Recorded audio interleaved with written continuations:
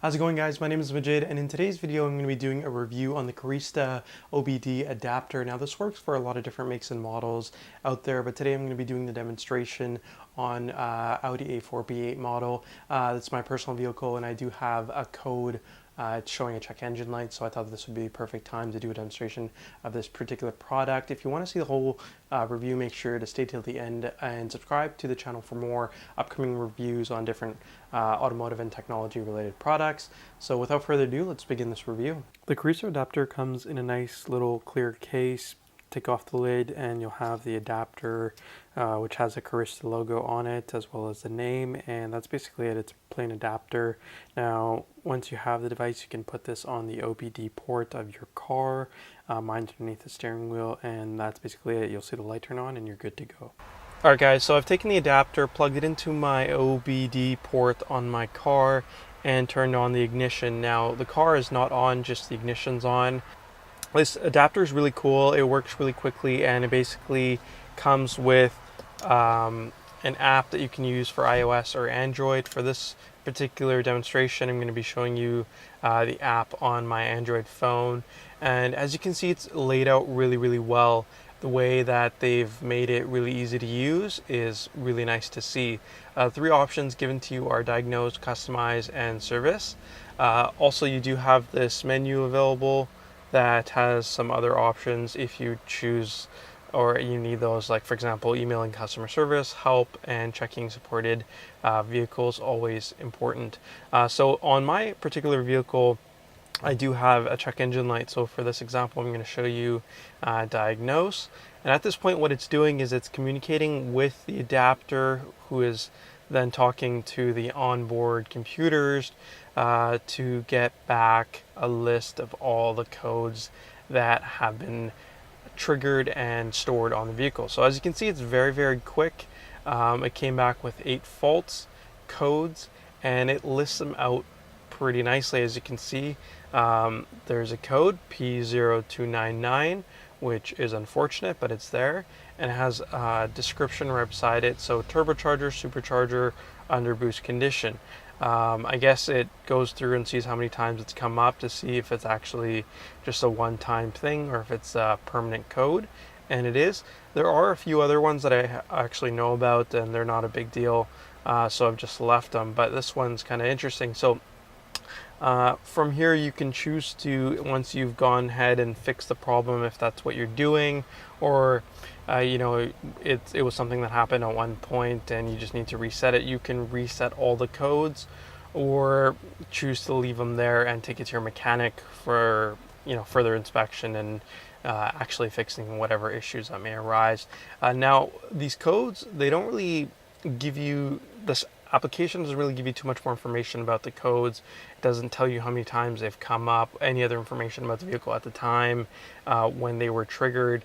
Basically, if you click on this code, it will do a Google search of it to try to get you to understand what may have caused it, but it doesn't really give you any more information than that. So going back, it's a very simple layout. From here, this application also allows you to customize, and when you do that, it again does the exact same thing. It tries to reach out to all the modules in your car that have customization capabilities available to them, and when it's done, it's really quick, so we'll go through it and show you guys what it looks like. Alright, so once it's gone through, made communication with all your modules on board that can be customized, it basically gives you a list of all the other stuff on this particular car. So windows, doors, remote, instruments, display, dings, lights, and other customizations. From there, let's go into doors, windows, and remote. Oh, sorry. And it basically gives you a list of all the things that you can do. So it breaks it down by if yes and no. So if it says yes, you already have that capability enabled on your vehicle. If it says no, then you can enable it. So right here, the first one that I see that is no is blink turn signals and beep when unlocking doors. So I don't really know if I want that, but I can keep going down the list. The majority of them on this vehicle actually have it, so it's set to yes.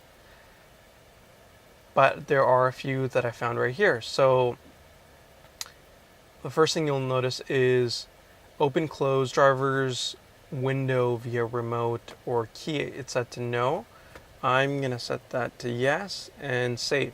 So once you do that, it writes those values to your car's computer and basically tells you that it's saving. When it's 100% done, there you go. So now it's set to yes. It also has the option to close or open windows and sunroof via smart key. So I'm going to change that to yes and save.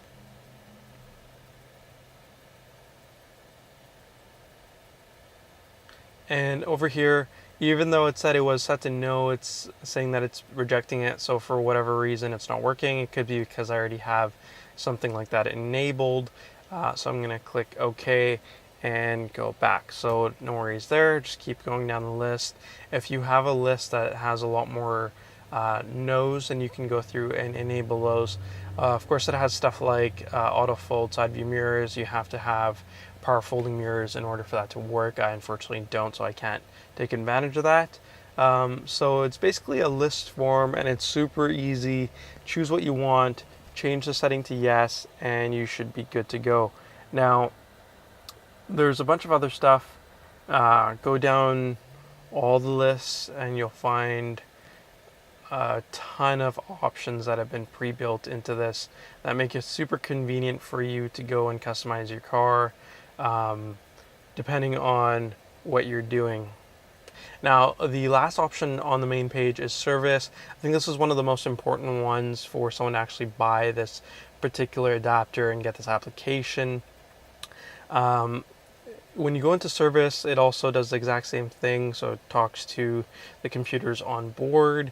Now, one thing that I didn't like about this particular adapter is there's very basic functionality that's available when you buy the adapter.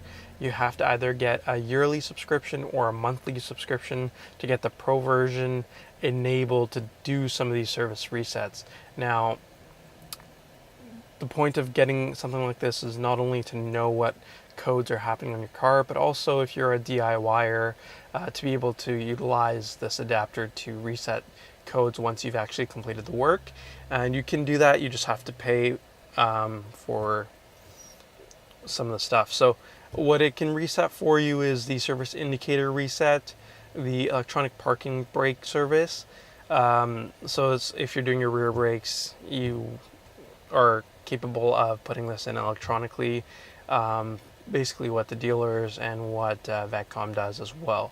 So overall, in general, it's a pretty nicely designed, simple to use application. It has some faults. It's not the greatest in terms of giving you detailed descriptions about the fault codes that do come up, or any other car information that was with the car at the time the code came up. So that's unfortunate, but it is cool. It gives you a window into what's happening inside your car, gives you basic functionality for resetting it, and overall it's very easy to use and it's very friendly on your wallet, so it's not that expensive. A lot of companies these days are moving into a subscription-based model or a yearly model, but I think it's worth it for having the convenience and the peace of mind just to know what's happening, whether it be for DIYers or it be for someone just to know that they're being treated fairly at the mechanics in terms of what's actually happening to their car and what they're being charged for. So just some cool stuff with this application. If you want to check it out, I'll put some links below to the Amazon page where you can pick up this adapter.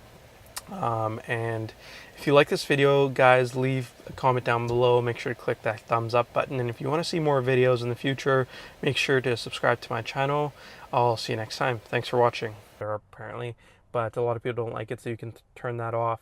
One thing that's really cool, which I haven't really seen, is the front light retrofit. So if you have